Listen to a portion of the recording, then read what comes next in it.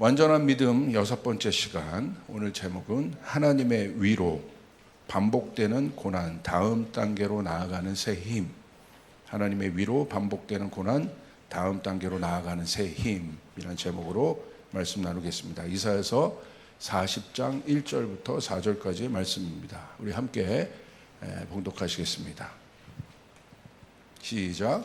너희의 하나님이 이르시되 너희는 위로하라 내 백성을 위로하라 너희는 예루살렘의 마음에 닿도록 말하며 그것에게 외치라 그 노역의 때가 끝났고 그 죄악이 사함을 받았느니라 그의 모든 죄로 말미암아 여호와의 손에서 벌을 받았느니라 할지니라 하시니라 외치는 자의 소리여 이르되 너희는 광야에서 여호와의 길을 예비하라 사막에서 우리 하나님의 대로를 평탄하게 하라 골짜기마다 도두어지며 산마다 언덕마다 낮아지며 고르지 아니한 곳이 평탄하게 되며 험한 곳이 평지가 될 것이요.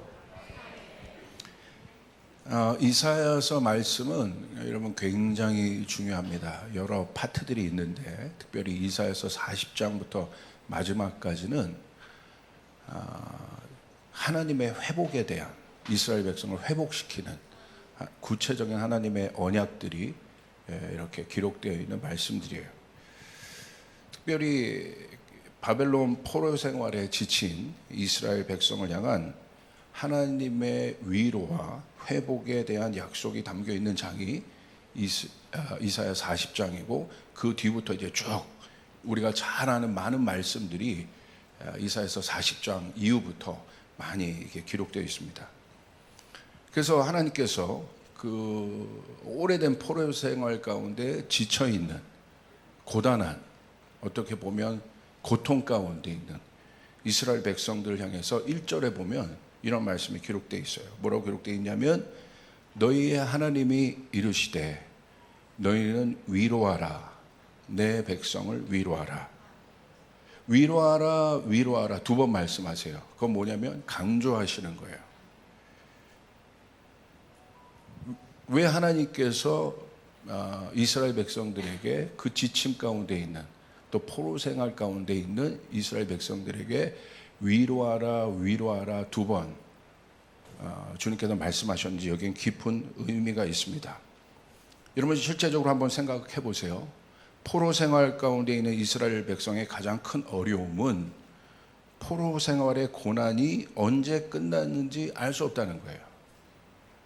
만약에 나의 고난이 언제 끝나는지 알 수 있다면 이런 우리가 견딜 수 있겠죠. 그런데 이 고난이 언제 끝나는지 만약에 알 수 없다면 여러분 얼마나 하루하루가 지옥 같은 또 어려운 시간들을 보내고 있었는지 우리가 아마 미루어 생각해 볼 수가 있습니다. 고난은 여러분 어려운 문제입니다. 그렇기 때문에 고난은 해결이 있어야 돼요. 다시요. 고난은 어려운 문제예요. 그렇기 때문에 고난에는 해결이 있습니다. 끝이 있어야 합니다. 선포하셔야 돼요. 우리의 고난에 해결이 있을 것이다. 우리의 고난에 끝이 있다. 포로의 삶은 날마다 사실은 고난입니다. 근데 여러분 고난이요 길면 지칩니다. 고난은 힘이 없으면 버틸 수 없어요. 그러니까 단기적인 고난은 내가 버틸 힘이 있으면 버틸 수 있는데 오래된 고난, 그리고 고난이 반복적으로 찾아올 때 나타나는 현상은 뭐냐면 지친다는 거예요. 힘이 든다는 거예요. 힘이 빠진다는 거예요. 그래서 오래된 고난은 그래서 힘듭니다. 왜 그러냐면 힘이 소진되기 때문입니다. 장사가 없습니다. 저희가 저희 교회가 저희 찬양팀 예배팀이 특별히 그 미랄 장애 사역 단체에 가서 한 10몇 년 동안 저희가 사역을 계속 섬겨 왔습니다. 근데 여러분이 아시는 것처럼 미랄 그 학교가 굉장히 이제 어려운 분들이 많이 계신 곳이에요. 자녀들이. 근데 그곳에 누가 항상 있냐면 보호자들이 항상 함께 있습니다. 근데 제가 뭘 보냐면요. 함께 예배를 저희가 또 해봤거든요. 보호자들 얼굴이요 다 지쳐 계세요. 그러니까 보호자 없이는 살 수 없는 분들이에요. 돌봄이 없이는 살 수 없는 분들. 그런데 그 오랜 그 돌봄 속에서 보호자들이요 굉장히 지쳐봐요. 이게 뭐 언제 끝나는지 알 수 없고 기약 없는 돌봄이잖아요. 그러니까 집안에 사실 이런 돌봄의 가족이 하나 있다면 가족 전체가 사실 힐링을 받아야 돼요. 이건 굉장히 중요한 문제입니다. 아마 여러분 집안에도 꼭 이런 문제가 아니라 또 오랫동안 투병 중에 계신 어떤 분들을 돌보는 어머니가 계시거나 자녀가 있다고 한다면 사실 굉장히 지쳐 있는 상태예요. 우린 그걸 알아야 돼요. 오래된 고난에 지쳐 있는 사람들에게 가장 필요한 것이 무엇일까? 포로된 이스라엘 백성들에게, 오래된 포로기의 그 이스라엘 백성들에게 가장 필요했던 것은 무엇일까? 그게 1절입니다. 위로입니다. 위로의 원뜻은 단순한 감정의 위로뿐만이 아니에요. 여기서 말하는 위로는 회복과 안식이 담겨 있는 깊은 위로를 말하는 거예요. 어떤 위로요? 깊은 위로. 그냥 단순히 감정적으로 내가 위로를 받았다는 감정적인 위로뿐만이 아니라 실제적인 육체와 모든 영역에 회복이 있는 위로. 이 위로를 말하는 것입니다. 그래서 놀라운 사실은 하나님이 이스라엘 백성이 오래된 포로 생활에 지쳐 있는 것을 아신다는 거예요. 마찬가지입니다. 하나님은 오랜 고난 속에 있는 분들의 지침을 아세요. 이 포인트가 중요합니다. 여러분 오래된 고난 가운데 계신 분들이 혹시 있습니까? 아니면 한 고난이 지났는데, 한 어려움이 지났는데 조금 살만하니까 갑자기 또 그 다음 단계 어려움이 또 오고, 또 지났는데 그 다음 단계에 또 어려움이 와서 와, 이게 도대체 뭐지? 라고 생각하는 분들이 혹시 계십니까? 그런데 그런 분들이 혹시 계신다면 하나님은 그런 오랜 고난 속에 있는 사람들에게 하나님은 어떻게 하십니까? 위로하신다는 거예요. 할렐루야. 여기서 말하는 위로는 뭐냐면요, 안타까워하는 거예요. 여러분 가족 중에 누가 어려움을 당해보세요. 만약에 부모님들이 계신데 여러분의 자녀들이 어려움을 당해보세요. 나라도 대신 아파주고 싶고 나라도 대신 그 짐을 져주고 싶은 마음이 있잖아요. 그 공감들을 하잖아요. 그게 바로 위로인 거예요. 안타까우는 마음. 하나님이 오래된 이스라엘 백성들의 고통을 바라보시면서 너희가 내 말 안 듣더니 그렇게 되었지 라고 보시는 것이 아니라 그 오래된 고통 가운데 있는, 이제 우리는 알고 있어요. 하나님은 알고 있어요. 그 노역이 끝남을 알고 있습니다. 그 고난은 끝이 날 겁니다. 사실 죄로 인하여 우리 모든 인간들이 어려움을 당했지 않습니까? 그래서 하나님은 어떻게 하셨습니까? 예수 그리스도를 보내신 거예요. 그 고난을 끝내려고 보내신 것이에요. 그 마음인 거예요. 이게 굉장히 좀 하나님이 우리를 위로하신다는 것. 그래서 위로는 그 오래된 반복의 굴레를 벗어나게 해요. 그래서 공간을 만들어 다른 숨을 쉬게 합니다. 여태까지는 지침의 숨을 쉬다가 다른 숨을 쉬게 해요. 그래서 제가 미랄 그런 공동체에 가서 사역할 때 저는 그 어려운 분들 위해서도 제가 사역을 하지만 가족을 위해서 저는 반드시 사역을 해요. 왜?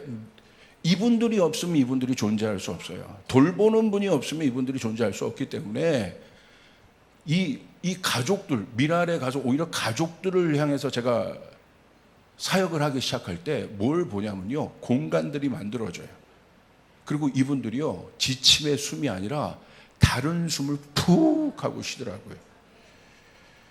한숨이 아닌 생명의 숨을 쉬게 해요. 이게 바로 위로입니다.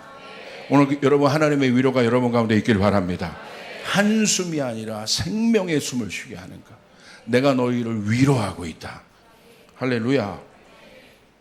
지금은 어떤 위로가 필요한 시대냐면 깊은 위로가 필요한 시대예요. 저는 제가 설교를 항상 뽑을 때 주님 앞에 나와서 기도를 하지만 어디에서 제가 모든 설교에 대한 이 마음들을 받냐면 저는 현장에서 얻어요.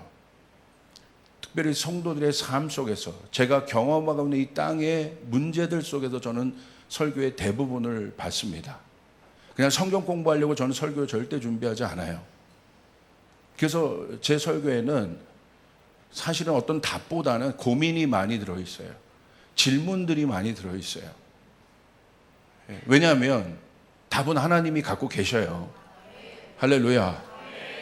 그러기 때문에 우리는 그 답을 가지고 뭐 어떻게 하는 것은 사실 교만입니다. 이미 하나님 자체가 답이기 때문에.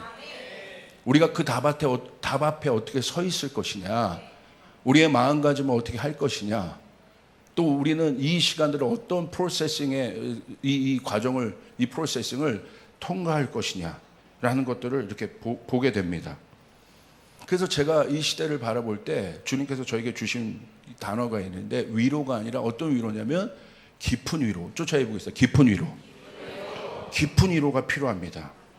깊은 위로는 뭐냐면요, 본인 자신도 알지 못할 정도의 내면의 깊은 곳을 다루시는 하나님의 손길을 말해요.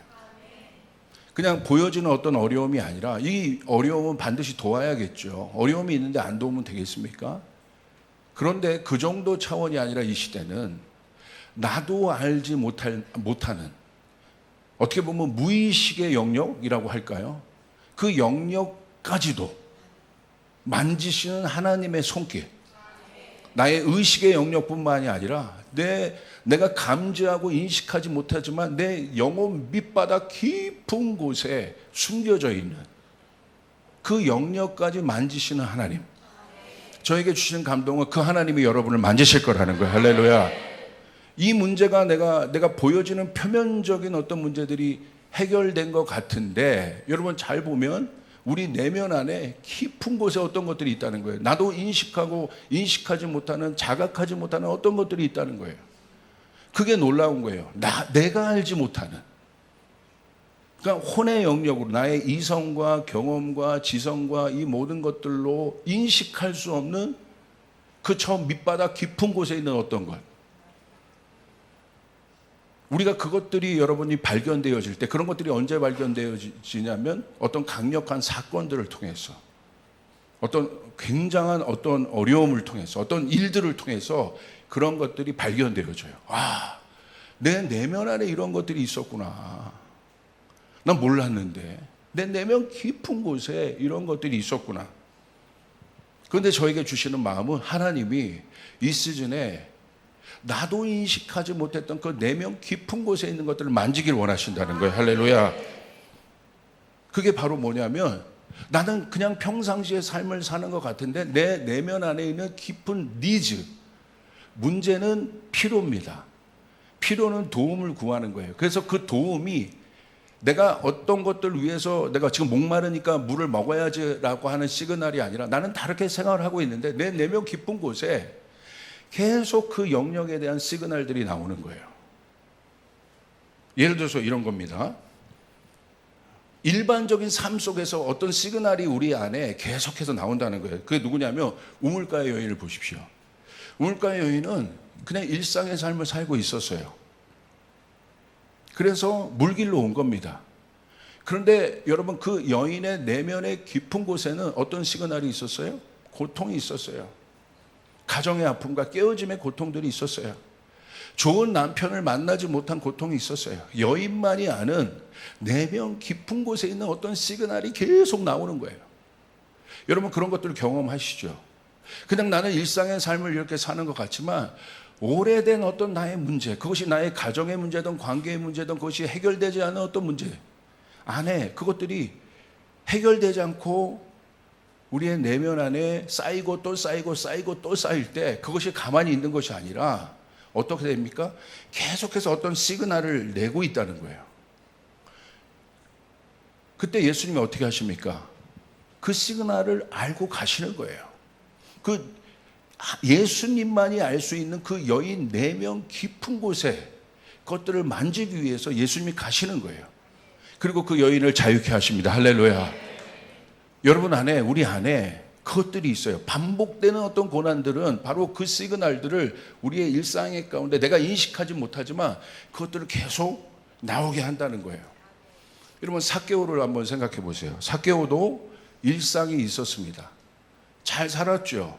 그러나 삭개오의 내면 안에 있는 열등감의 문제가 있었어요. 그것이 어떤 것으로 오는 것인지 우리가 잘 알지 못하지만 삭개오의 내면 안에 있는 어떤 문제, 그 시그널들이 계속해서 나오고 있었다는 거예요. 해결되지 않은 어떤 시그널들이 계속 나오고 있었다는 거예요. 그러니까 어떻습니까? 예수님이 지나갈 때 예수님이 정확하게 그 시그널을 캐치하세요. 그리고 삭개오의 내면 안에 있는 문제들을 해결하십니다. 할렐루야. 깊은 위로를 하신다. 깊은 위로를 하신다. 지금 깊은 위로가 필요할 때예요. 할렐루야. 이스라엘 백성의 그 포로된 삶 가운데 안에 있는 그 내면 안에 있는 쪄들어 있는 본인도 알지 못하는 그 부분을 하나님이 이 한 단어로 풀어내시는 거예요. 내 백성을 위로하여라. 단순한 위로가 아닙니다. 제가 수술을 하고 나와서 이번 수술이 저에게도 사실은 쉽지는 않았습니다. 왜냐하면 잘 아시는 것처럼 제가 아킬레스건이 터지고 그리고 휠체어 생활을 제가 해봤고 이 아킬레스건에서 회복되는 게 쉬운 문제가 아니었어요. 근데 아킬레스건이 터지고 이제 좀 살만하다 이러는데 갑자기 디스크가 터집니다. 짜자잔 디스크가 터져요. 이게 쉬운 게 아니었어요. 근데 디스크가 그냥 터진 것이 아니라 오랫동안 제가 허리 문제가 있긴 했지만 제가 다리에 방사통이 오면서 굉장히 어려움을 겪었어요. 그러면서 이제 풋드랍이라고 하는데 발에 힘이 안 가기 시작하고 이건 신경에 굉장한 문제입니다. 이게 사실 이머전시한 상황이에요.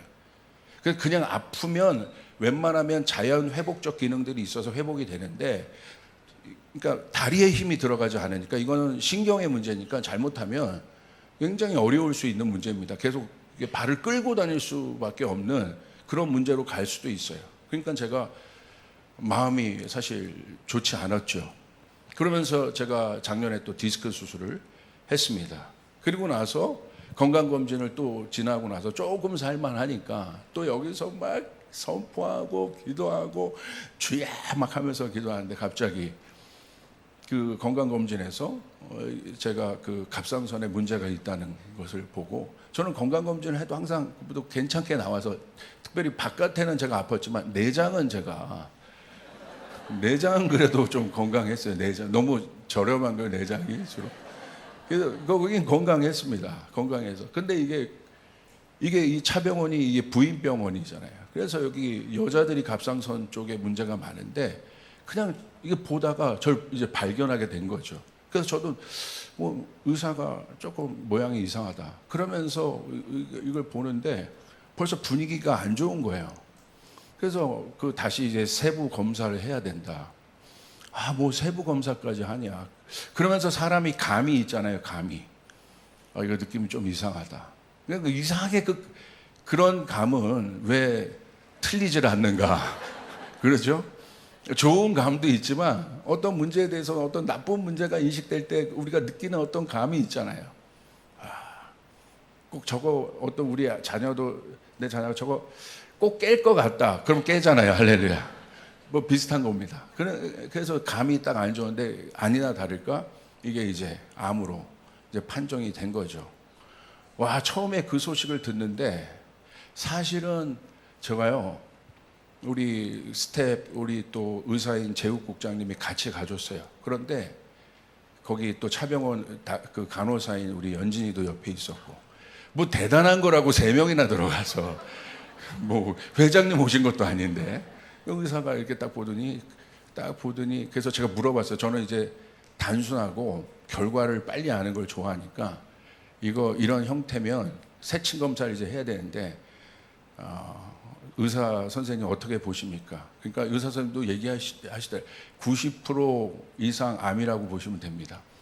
그 암이라는 소리를 듣는데 갑자기 식은땀이 확 나는 거예요. 저는요, 식은땀이 나는 걸 몰랐어요. 갑자기 등에서 이마에서 식은땀이 확 나면서 눈앞이 약간 노래해지는 거예요. 이렇게 생각이 이렇게 잠깐 멈추는 거예요. 그게 한 15초, 아니 17초 이 정도 그런 시간들이 이렇게 있었던 거예요. 그리고 나서 이거 빨리 정신 차려야겠다. 나왔는데 이제 다시 정신 차리고 제가 그런 모습을 옆에서 다 봤습니다. 그게 쉽지 않았다는 거예요.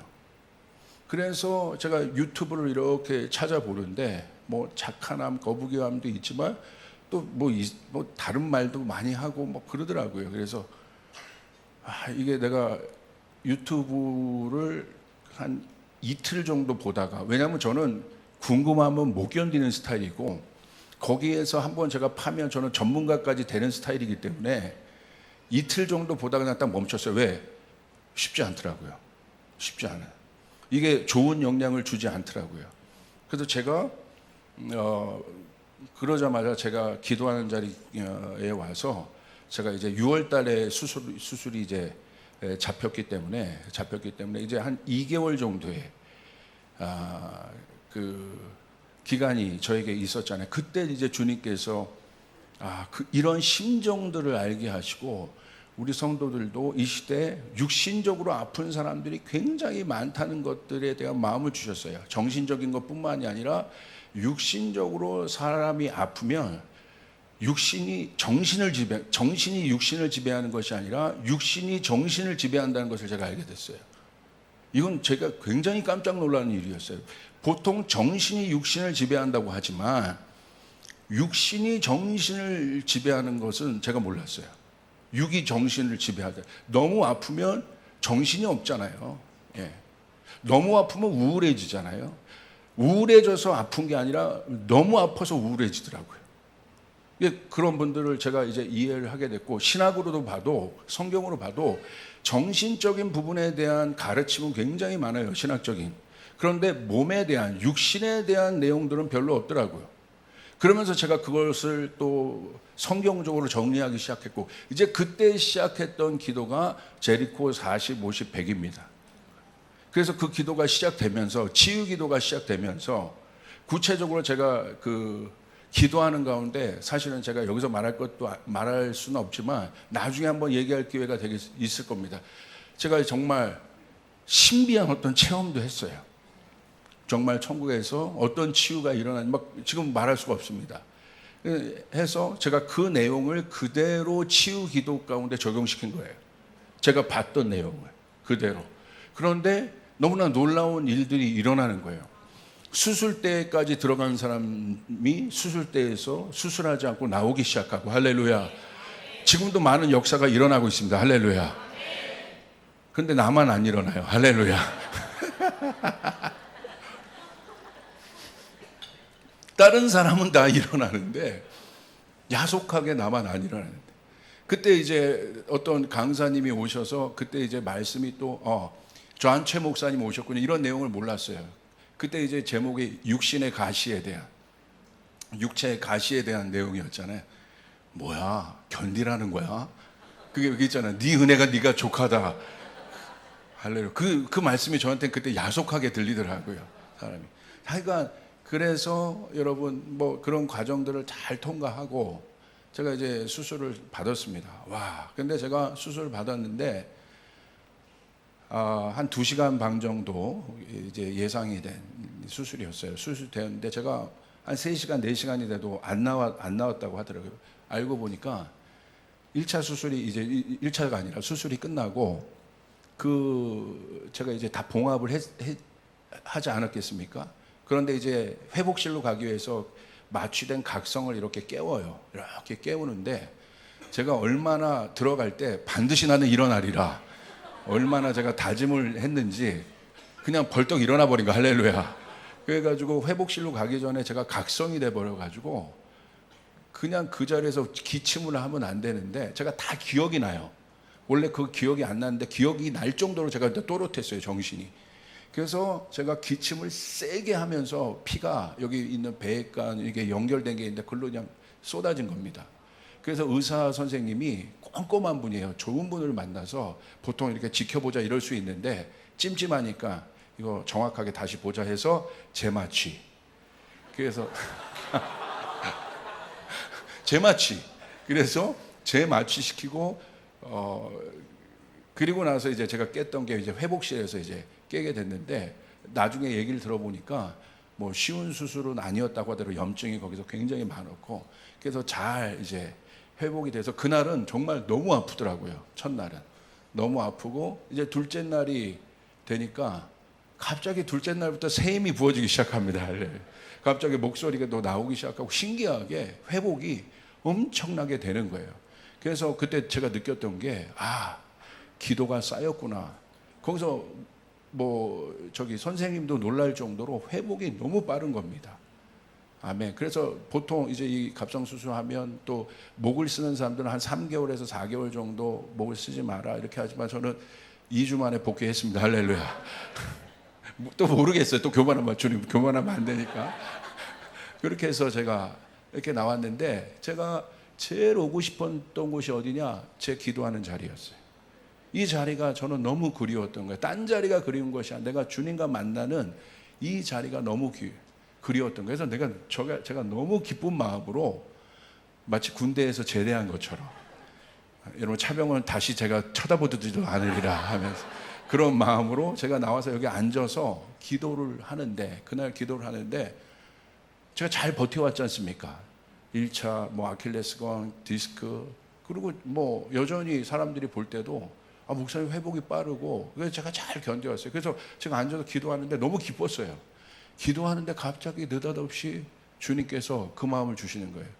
음성을 하나 주시는데 수고하고 무거운 짐진 자들아 내게로 오라 내가 너를 쉬게 하리라. 그 음성이 들리는데 터진 거예요. 제가 주님께서 그 음성을 통해서 저도 몰랐던 그냥 제가 잘 버텨온 거죠. 힘들지만 잘 버텼습니다. 여러분 제가 수술하러 들어가기 전까지 보혈 선포하고 기도하고 여러분 그렇게 왔지 않습니까? 제가 잘 버텼죠? 동의 안 하신 분들입니다. 제가 나름대로 집에서도 잘 버티고 그랬는데 여기 와서 갑자기 수고하고 무거운 짐진 내게로 내가 너를 쉬게 하라 했는데 근데 제 밑 깊은 곳에 있는 힘들었었나 봐요. 제가 그게 터치가 된 거예요. 그러더니 제가 어린아이처럼 주님 앞에 엉엉 우는 거예요.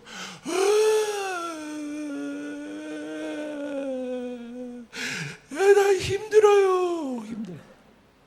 저는 힘들다고 고백을 안 했어요. 그런데 제 내면 깊은 곳에 제 의식과 상관없는 어떤 음성이 주님 앞에 어린아이처럼 터지는 거예요. 주님 저 힘들어요. 여러분 힘든 사람들한테 가면 제가 뭐라고 합니까? 일어나!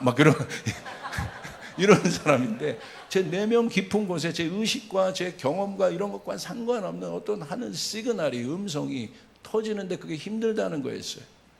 그래서 제가 막 어린아이처럼 엉엉 울었어요. 지금도 오늘도 예배하는데 너무 예배팀의 예배가 너무 강렬했는지 제가 막 이게 어린아이처럼 제가 이 앞에서 또 울더라고요. 그냥 이게 그냥 꺼이꺼이 우는 거예요. 그러니까 주님이 그것을 건들 때. 그래서 제가 거기서 주님으로부터 깊은 위로를 받았어요. 주님은 제 내면 깊은 곳에 있는 정말 주님의 말씀이 주님의 마음이 너 버텨서 거기서 어떻게 하라는 것이 아니라 네가 잘 버텨왔지만 지훈아 그 내면 네 깊은 곳에 있는 그 힘듦을 내가 안다. 네가 오랜 시간 동안 이해가 되지 않고 반복되는 이 고난을 통해서 네가 어려운 시간 가운데 있고 네가 목사로서 지도자로 아빠로 가장으로 네가 어떻게든지 그 시간을 버텨오며 네가 지나가고 있고 잘 버텨왔는데 그런데 네 내면 깊은 곳에 있는 그 어려움을 내가 안다라고 주님이 그러시는 거예요. 그래서 그게 건드려지니까 제 안에 깊은 위로가 하나님으로부터 오는 내 내면 안에 있는 그 누구도 건들 수 없는 누구도 만질 수 없는 그 깊은 곳을 만지시는 하나님을 경험한 거예요.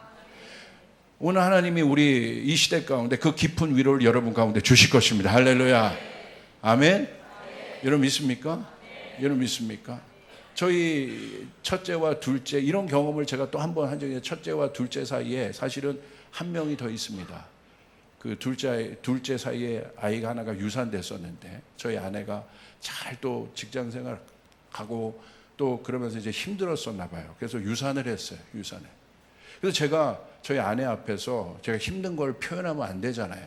그때 이제 여러 가지 많은 사인들이 있었습니다. 하나님 앞에 더 나아가고 올인해야 되고 제가 개척하고 이제 정말 이제 직장도 다 이제 내려놓고 정말 이제 하나님이 공급하는 대로만 살 수밖에 없는 그 시즌 앞에 이제 그런 일들이 일어난 거예요.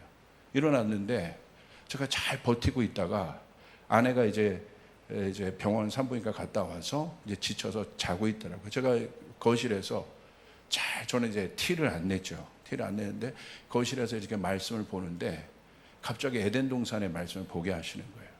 그러더니 그 아담과 하와가 에덴에서 추방당하잖아요. 그 추방당하는 아담과 하와를 바라보는 하나님의 마음. 어떻게 보면 에덴은 하나님의 태라고 보면 그 태 안에서 잘 보호되었던 아담과 하와가 유실된 거지 않습니까?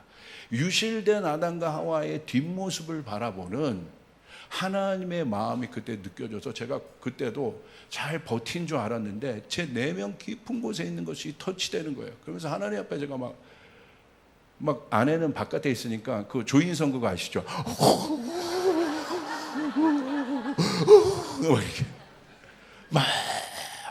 이렇게 울면서 막 울고 났더니 하나님이 한 음성을 딱 주셨어요. 지훈아, 한 생명도 놓치지 마라. 한 생명도 잃지 마라.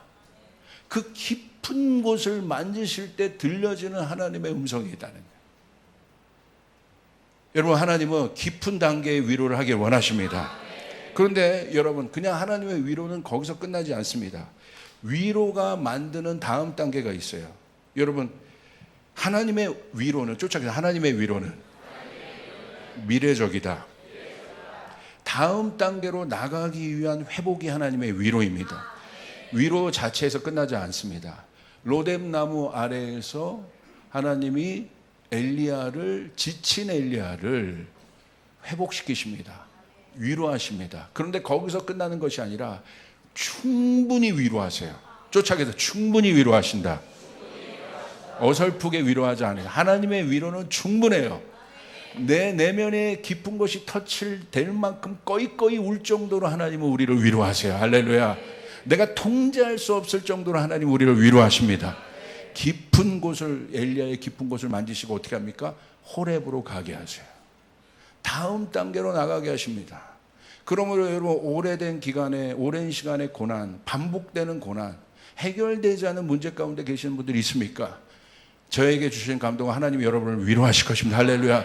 그것은 위로로 끝나는 것이 아니라 다음 단계 여러분에게 더 좋은 것을 위기 위해서, 호렙으로 여러분을 달려가기 위해서 하나님의 위로는 우리 가운데 그 위로를 주십니다. 그래서 2절에 이렇게 얘기하시는 거예요. 우리 같이 한번 읽읍시다. 시작. 너희는 예루살렘의 마음에 닿도록 말하며 그것에게 외치라. 그 노역의 때가 끝났고 그 죄악이 사함을 받았느니라. 노역의 때가 끝났느니라. 할렐루야. 그 죄악이 사함을 받았느니라. 아멘. 하나님은 그냥 내 백성을 위로하라로 끝나는 것이 아니라 그 위로 가운데 뭐가 있습니까? 노역이, 실제적인 문제가 해결돼야지. 그게 하나님의 위로라는 거예요.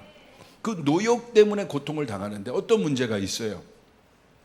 하나님이 저에게 주신, 또 여러분에게 주신, 또 이스라엘 백성에게 주신 구체적인 음성들. 여러분, 그 하나님의 위로의 음성이 들리거든 이젠 여러분 안에는 그 문제가 실제적으로 해결되는 사인임을 믿으시길 바랍니다. 하나님의 위로는 내 문제를 해결하는 위로입니다. 할렐루야. 노역의 때가 끝났다. 그 죄악이 사함을 받았느니라. 제가 저희 성도들의 그 기도 제목을 이렇게 날마다 보면서 100명 단위로 끊으면서 제가 기도를 하고 있어요. 앞에 나와서 그 성도들의 기도 제목을 읽는 게 제 기도예요. 여기 나와서 모세처럼 그 마음을 주셨기 때문에 너무 많아가지고 100명 단위로 끊어야 돼요. 그래서 그걸 반복하다 보니까 어떤 분은 제가 죄송하지만 얼굴을 잘 몰라요. 그러면 제가 교족부 찾아가지고 얼굴을 비교해가지고 그것을 저는 이제 기억할 때 예전부터 이미지로 항상 기억을 어렸을 때부터 해왔기 때문에 이제 어떤 성도들을 보면 머리에 자동적으로 그 기도 제목이 뚝 떠요. 이렇게. 어떤 성도들을 보면 할렐루야. 여기서도 제가 이제 보면 이제 뚝뚝뚝뚝뚝 떠요. 저에게 주시는 마음, 하나님 이 성도님들 위로해 주십시오. 할렐루야. 여러분, 기도 제목이 있으면 보내시길 바랍니다.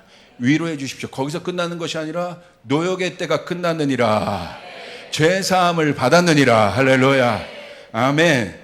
그래서 이스라엘 백성들이 다음 단계로 나갈 수 있는 걸림돌이 이건데 그 걸림돌을 제거하신다는 거예요. 그것이 하나님의 위로라는 거예요. 그래서 하나님의 위로는 실제적인 위로입니다. 그래서 하나님의 위로를 경험한 사람들은 반드시 앞으로 나갑니다. 쫓아가겠습니다. 하나님의 위로를 경험한 사람들은 반드시 앞으로 나간다. 할렐루야.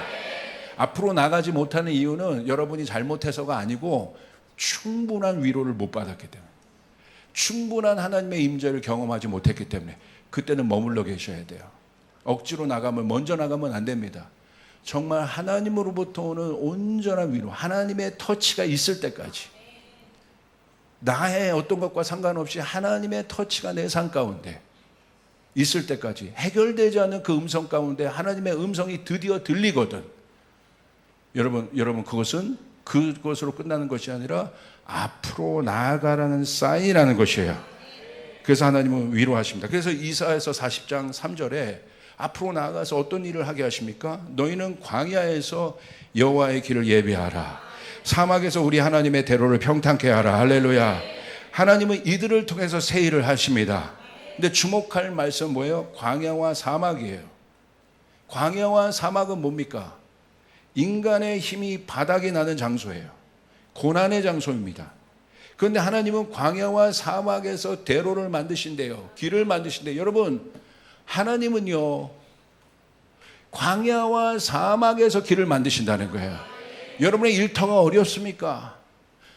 광야입니까? 사막입니까?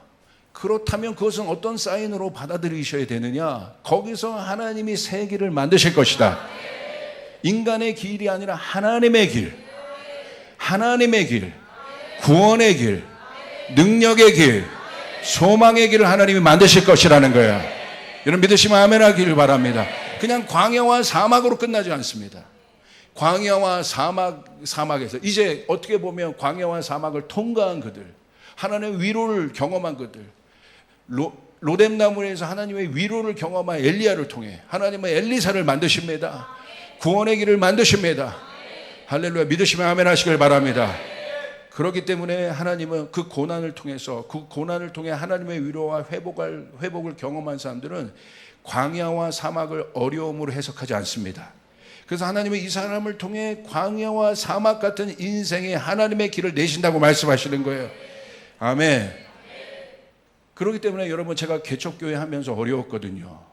그런데 이 광야와 사막 같은 개척교회라는 광야와 사막에 길을 내셨어요. 근데 거기서 끝나는 것이 아니라, 그러니까 어떻게 하십니까? 이것을 경험했기 때문에 지금 저희한테 개척교회 목사님들이 많이 찾아오세요. 왜 그렇습니까? 길을 내주라는 거예요. 사막의 강을 만들라는 거예요. 새 길을 만들라는 거예요. 할렐루야.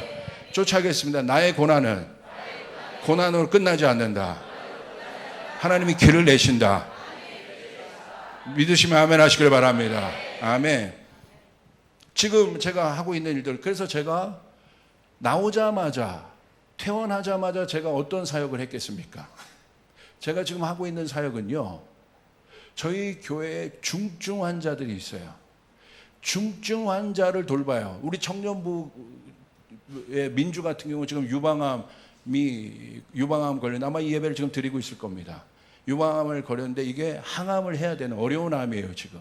그래서 지금 세브란스에서 입원해서 지금 항암 가운데 있어요. 그래서 제가 병원에서 나오자마자 제가 하는 사역은 딴 게 아니라 저와 비슷한 그런 고난 가운데 있는 자매들, 또 형제 한 3-4명을 제가 날마다 신방하고 있어요. 그게 세계를 내시는 거예요. 얼마나 절망 가운데 있는 줄 알기 때문에. 그냥 내가 하나님의 마음을, 하나님의 일들을, 하나님의 돌파를 경험한 것으로 끝나는 것이 아니라, 하나님의 강렬한 사랑을 경험한 것으로 끝나는 것이 아니라, 지훈아, 내가 너를 위로했다. 그 어려운 환경 가운데도 내가 너와 함께하고, 제가 꺼이꺼이 하나님의 위로만이 나를 자유케 하는 것을 경험했지 않습니까? 거기서 끝나는 것이 아니라 제가 하는 일은 무엇입니까? 그 자매에게, 그 어려움에 처한 자매들에게 날마다 하루에 3번씩 전화해요. 제가 2번, 3번씩 전화합니다. 그래서 돌보는 거예요, 그 영혼을. 왜냐하면 순식간에 여러 생각들이 올 수 있거든요. 가만히 있어도 좋은 생각, 나쁜 생각이 왔다 갔다 해요. 그러니까 그 경험을 한 사람이 아는 거예요. 그렇기 때문에 이 시즌에는 이 시간에는 아마 이런 생각들이 있을 거야. 그래서 그 마음을 갖고 전화를 하면 틀림없습니다. 위로를 받습니다. 다른 사람이 어떻게 말해주는 것보다 공감을 받아요. 깊은 위로를 경험해요. 할렐루야. 여러분 안에 있는 어떤 그런 경험들, 하나님이 그 안에 돌파하게 한 사인들이 있습니까? 그것을 가지고 세계를 만드시길 바랍니다. 광야의 세계를 내셔야 되는 거예요. 아멘. 이제 그 민주가 머리를 깎아야 된대요. 머리 깎으면 제가 막 또 그 매드맥스 그 여자 주인공이 머리 깎는 여자거든. 그거 보면 너는 그 사람보다. 그래서 한참 웃겨줬어요. 막 다운돼 있는데. 그래서 막 너 귀걸이까지 해봐. 너 장난 아니야. 내가 다니면 막 힙합이야. 거의 장난 아니야. 그때 또 막 목사님이랑 전화하니까 너무 좋지. 너무 좋대. 그걸 꼭 저는 확인해야 돼요. 확인해요. 할렐루야. 너무 좋지. 너 목사님 같은 남자를 꼭 만나야 돼. 너무 좋지. 야, 이렇게 웃겨주고 카리스마 있고 기도 많이 하고 목사님 저가 간절히 원해요. 그러나 없어. 내가 얘기해줘. 그러니까 어떻게든지. 그리고 제가 뭘 얘기하냐면 유튜브 절대 보지 마라. 유튜브 절대 보지 마. 그냥 의사 선생님 잘 따라가고 우리가 기도하고 있어. 그거 안다고 네 상황이 변하는 거 아니야. 그러니까 경험했던 걸 그대로 다 얘기해줘. 광야의 길이 난다는 거예요. 사막의 강이 난다는 거예요. 믿으시면 아멘 하시길 바랍니다. 왜 내가 이렇게 어려워라고 끝나지 말고, 내 문제가 왜 이렇게 어려워 끝나지 말고, 여러분 그 가운데 말씀하시는 하나님의 음성을 경험해. 하나님의 위로를 경험해야 돼. 깊은 위로를 경험해야 된단 말이에요. 아멘. 그렇게 될 때 여러분 어떤 일이 일어납니까? 이사야 40장 4절 현대인의 성경으로 제가 썼는데 우리 한번 같이 보겠습니다. 놀라운 하나님의 역사들이 나타납니다. 우리 보겠습니다. 시작. 모든 골짜기가 메워지고 모든 산이 낮아질 것이며 거친 땅이 평탄해지고 험한 곳이 평지가 될 것이다. 자, 예언이 선포되기 시작해요. 될 것이다. 지금 내 백성 이스라엘 백성들이 포로 가운데 이렇게 있지만 골짜기와 같은 어려움.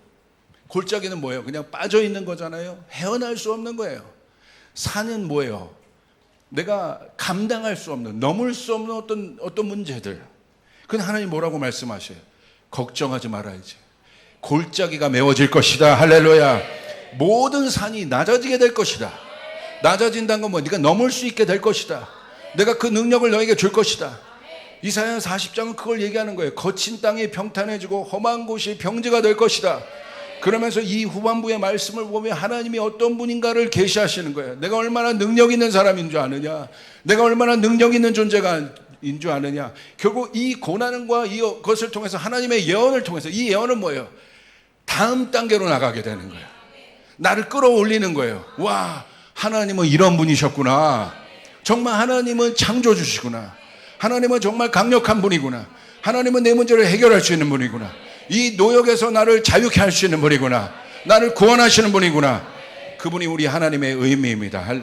우리 하나님이라는 걸 깨닫는 거예요.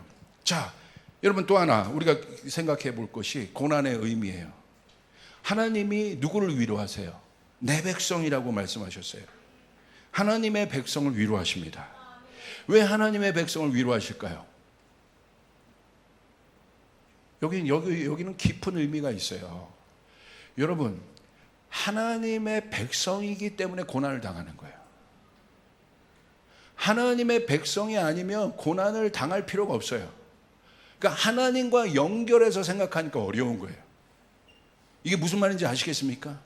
하나님의 백성이기 때문에 고난이 있는 거예요. 이걸 잘 여러분이 이해하셔야 됩니다. 하나님을 모른다면 내가 버틸 이유가 없습니다. 하나님을 모른다면 내가 참을 이유가 없습니다. 그냥 내 마음대로, 내가 생각나는 대로, 내 감정이 그냥 쏟아지는 대로 하면 되는데, 하나님을 알기 때문에, 하나님을 신뢰하기 때문에 때로는 그 과정이 고난인 거예요. 이스라엘 백성이 심판을 받을 필요가 없습니다. 왜 그렇습니까? 잘못했는데, 잘못해서 심판을 받은 거잖아요. 잘못해서 팔려간 거잖아요. 왜 하나님이 심판해서 이스라엘 백성들을 깨워내십니까? 하나님의 백성이기 때문에. 하나님의 백성이 아니면 그 심판을 줄 이유가 없고 고난을 줄 이유가 없어요. 고통을 줄 이유가 없어요. 그렇기 때문에 하나님의 백성 안에 있는 고난에는 의미가 있다는 거예요. 할렐루야. 아멘. 그래서 이것은 값진 고난이에요. 그냥 고난으로 끝나지 않아요. 하나님의 백성이기 때문에 심판도 여러분 축복이 되는 것이에요. 믿으시면 아멘 하시길 바랍니다. 자, 이스라엘 보십시오. 홀로코스트를 당했어요. 만약 그들이 유대인이 아니라면 홀로코스트를 왜 당합니까? 하나님을 아는 선민들이었기 때문에 홀로코스트를 당한 거예요. 600만 명이나 죽은 거예요. 이걸 어떻게 해석할 수 있어요? 한국이 홀로코스트를 당했습니까? 아니잖아요. 그러니까 유대인의 고난이 왜 그래요? 어떻게 보면 역설적으로 하나님의 백성이기 때문에.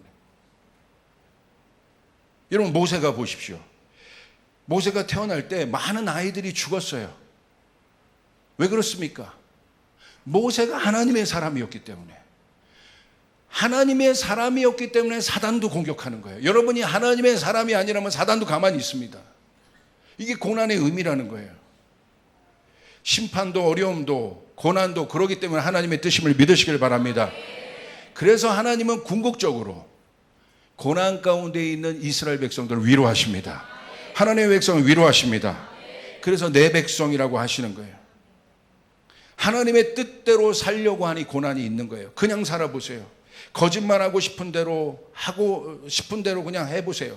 고난 없습니다. 양심의 가책이 있든 없든 살아보세요.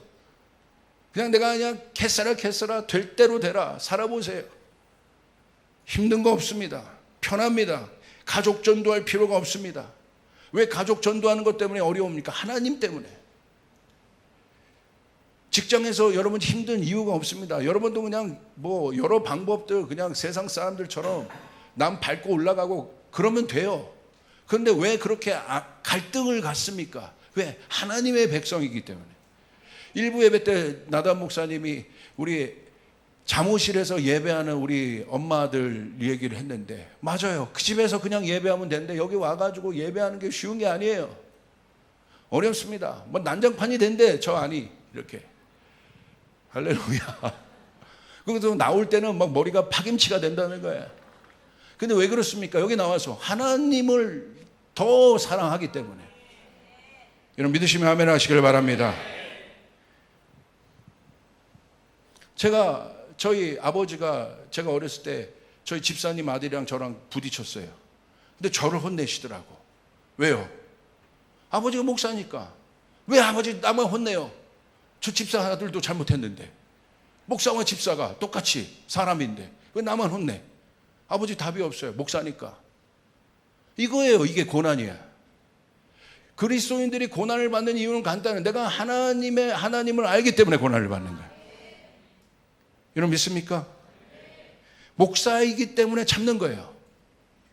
저 목사가 아니라면 안 참아요. 운전하다고 왜 참아요? 나도 막 10cm 하고 싶어요. 아멘. 10세겔, 20세겔 하고 싶어요. 왜 안 하고? 제가 그러잖아요. 거룩한 척 하지 말라고 목사가. 여기만 괜히 속지 마세요. 저도 속으로는 그러고 있으니까. 겉으로 안 할 뿐이에요. 그런데 겉으로 안 하는 게 중요한 거예요. 겉으로 왜 안 하니까? 목사니까. 아멘. 이게 고난이에요. 목사가 여러분 성도가 잘못했어. 내가 억울해. 그럼 목사가 어떻게 하겠습니까? 꾸짖어서 내보내고 막 뭐라고 해야겠어요? 무릎 꿇어야 되는 거예요. 성도 앞에. 왜? 목사니까. 네가 나한테 그럴 수 있어가 아니에요. 그건 일반인들이 그러는 거예요. 뭐가 다릅니까? 네가 하나님의 말씀을 전하는 사람이라며. 네가 지도자라며. 그러면 성도들 앞에 무릎을 꿇어야 되는 거예요. 자존심이 어디 있어요? 예수님이 자존심이 있어서 무릎 꿇었습니까?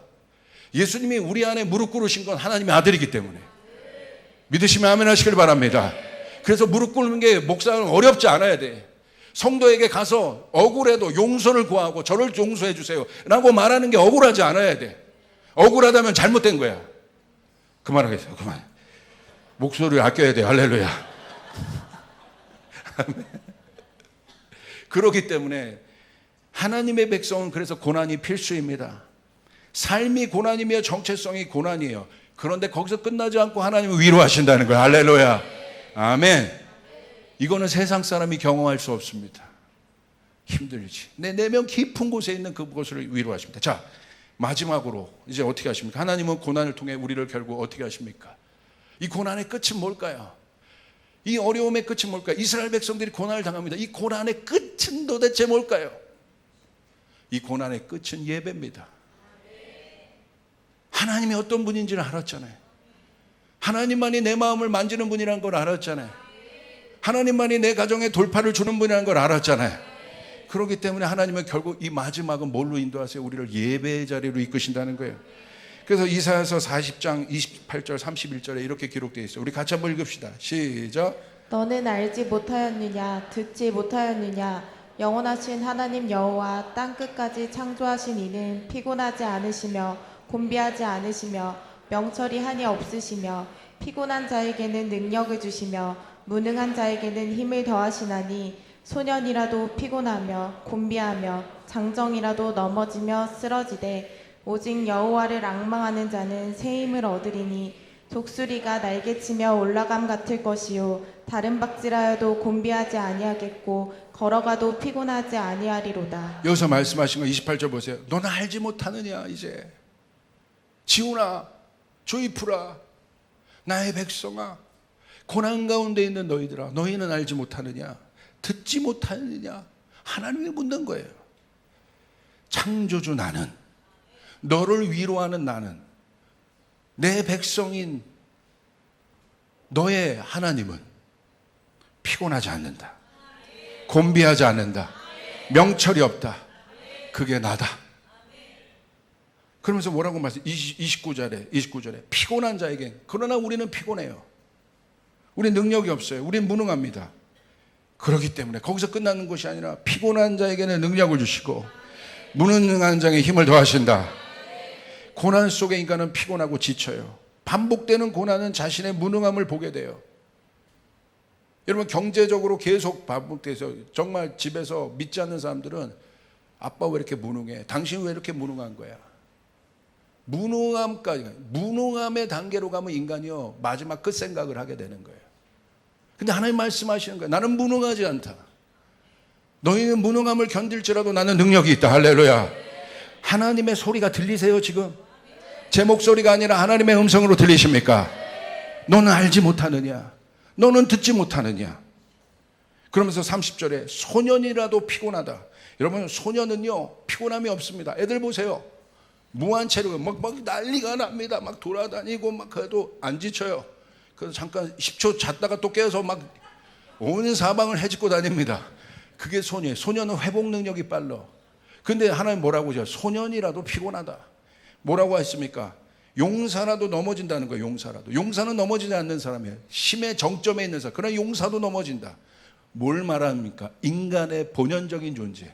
소년이라도 피곤하고 용사도 넘어지는데 하나님의 사람들은 어떻게 됩니까? 여기에 그 유명한 말씀이 나온 거예요. 31절.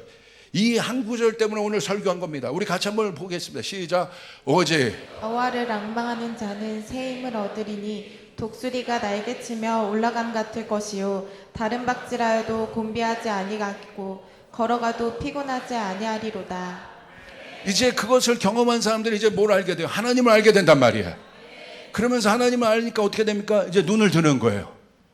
와, 내가 피곤하고 지치고 소년도 피곤하고 용사라도 넘어지는데 그게 내 자신이고 내 인생이고 내 인생의 어떤 한 시즌일 텐데 이제 내가 그것을 알았다. 눈을 드는 거예요. 이 기간 동안에 제가 오늘 이 시간 설교하기까지 제 메모장에 계속해서 기록된 말씀 뭔지 아십니까? 눈을 들어라. 눈을 들어라 지훈아. 땅을 바라보지 말고 눈을 들어라. 하늘을 바라봐라. 그러면서 오직 하나님밖에 없다. 아까 오직 예수 한 것처럼 내 인생의 문제를 해결할 분은 하나님밖에 없다. 믿으시면 아멘 하겠습니다. 이거보다 10배는 크게 해주셔야 저에게 도움이 돼요. 아멘. 오직 할렐루야. 오직 여호와를 앙망한다는 거 왜 바라보는 거? 하나님밖에 없습니다. 지훈아 눈을 들어 하늘을 봐. 눈을 들어 오직 여호와를 앙망해. 골짜기에 가서도 나를 앙망해. 너는 나를 예배하는 자야.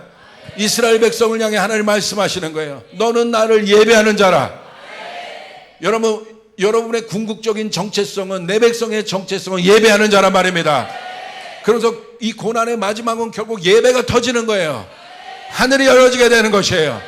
예배가 터지면 내 인생이 해결됩니다. 내 모든 문제가 해결되게 됩니다. 예배가 열어지게 되는 것입니다.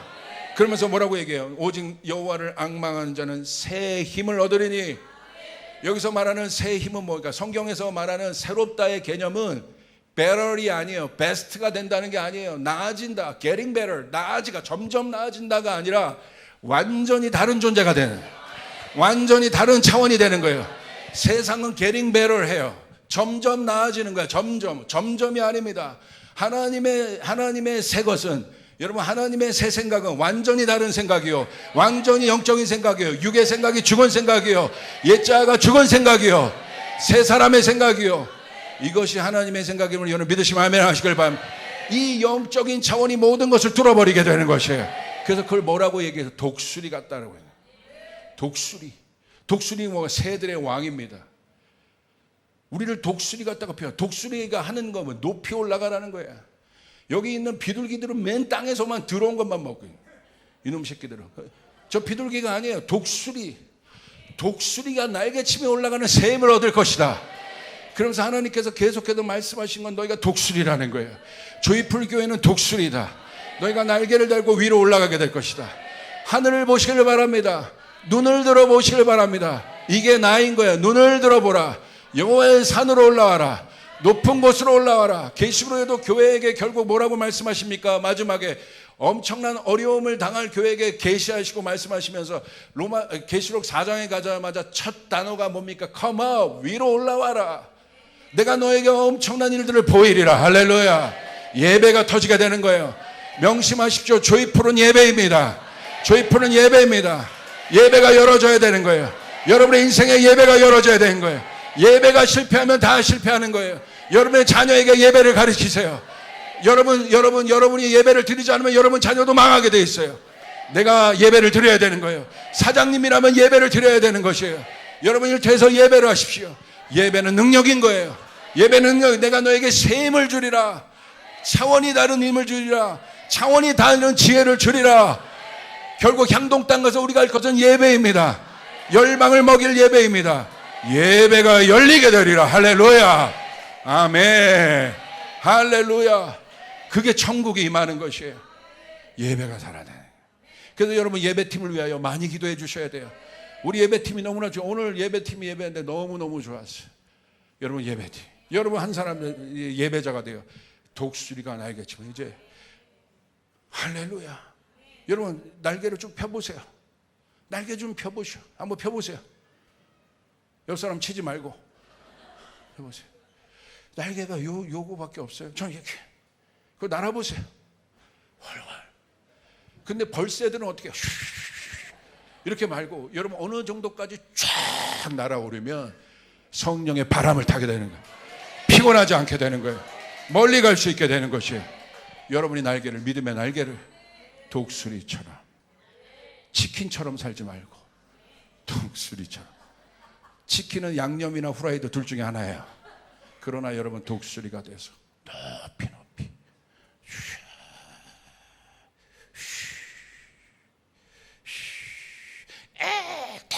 먹이를 채고 그냥 여러분 닭들처럼 불안해가지고 이러지 말고 독수리처럼. 독수리가 날개로 날아오는 새 힘이 여러분 그 새 힘을 주시길 바랍니다. 할렐루야. 곤비치 않을 것입니다. 달려가도 곤비치 않아요. 지치지 않는다는 거예요. 걸어가도 지치고 피곤한 것이 우리의 인생인데 새 힘이 부어지면, 위로부터 능력이 부어지면 부족한 정도 여기서 설교할 수 있는 것입니다. 할렐루야. 여러분 가운데 그 새 힘을 부어주실 것입니다. 믿으시면 아멘 하시길 바랍니다. 우리 주님께 영광의 박수를 올려드리겠습니다. 제가 영상 하나를 보여드릴 텐데 이게요 기가 막힌 영상이에요. Overcome이라는 노래가 있어요. 이길이라. 근데 이 예배팀 나오세요. 오버컴이라는 노래인데 미국에 뉴 라이프 처치라는 교회가 있습니다. 이 교회는 담임 목사님이 테드 헤가드라는 목사님인데 제2의 빌리 그레함이라고 칭송을 받는 차세대 지도자였어요, 미국에서. 그래서 복음주의, 성령운동 할 것 없이 이분이 얼마나 강력한 목회를 하든지 그 콜로라도 지방에서 거기서 교회가 굉장히 어려운 지역인데 거기서 엄청난 교회를 일으킨 거예요. 근데 막 비상하여 날아오를 때 그 목사님이 동성애 이슈로 넘어지셨어요. 마귀 공격을 받은 거죠.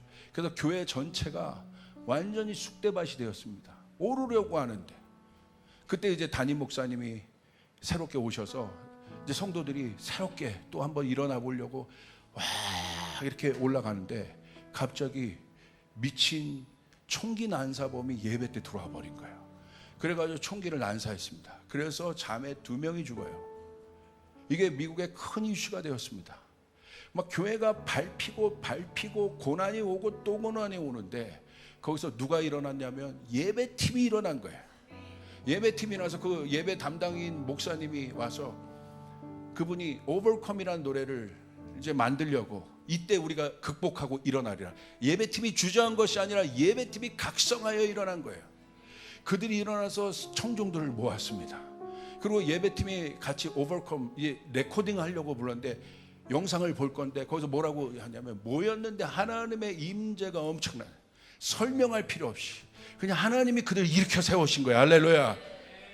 오늘 그 능력이 이 고난의 끝의 마지막은 예배입니다. 할렐루야. 우리가 그 예배입니다. 이스라엘 백성에게 하나님 왜 이스라엘을 만드셨겠어요? 예배 받기 위해서. 여러분 그것을 기억하시고 영상 한번 보고 찬양합시다.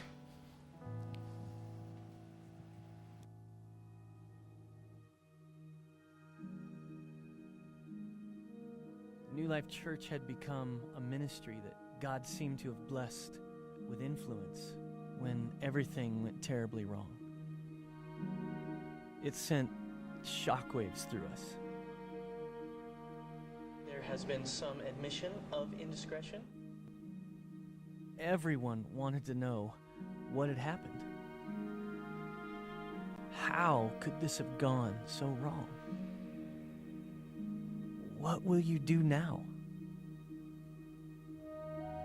We did the only thing we knew to do. We persevered. We prayed. We worshiped. We trusted in something bigger than ourselves. We followed God. And then along the way, we found a new leader, an ally, and a friend. My name is Brady Boyd. I'm your new senior pastor. And we felt ready to turn the corner. And then the unthinkable happened. The Colorado Springs Communications Center received a call of an active shooter at New Life Church. We were attacked. We lost 2 of our own, and the future never seemed more uncertain. When the shooting happened, I was just convinced that we were done. You know, our church was just climbing out of this disaster season. I mean, one of the biggest disaster that our church has seen in the history of our church, and then the shooting happens. And I was just convinced, my faith was at an all-time low, and I just felt like we would not recover from this one. It wasn't until after the shooting that the song really became the anthem of our church. Maybe the greatest worship experience I've ever had in my life was 3 days after the shooting. The Wednesday night after the shooting, just a few days after it, we had this family meeting where we did Overcome. We sang Overcome at the end of the night. I will never forget the experience of singing that song with thousands of other believers. I've never had a worship experience like it. I don't think I ever will have. It wasn't planned, it just erupted. And the faith that came into the room was unlike anything I've ever seen. It was everyone from front to back in the overflow room singing together this truth that we will overcome. You know, it was just 2 short months later that we came together for the night of the recording. At one point we thought maybe we should cancel the recording, like we weren't ready. And it was astounding again what had happened. The church came out in force.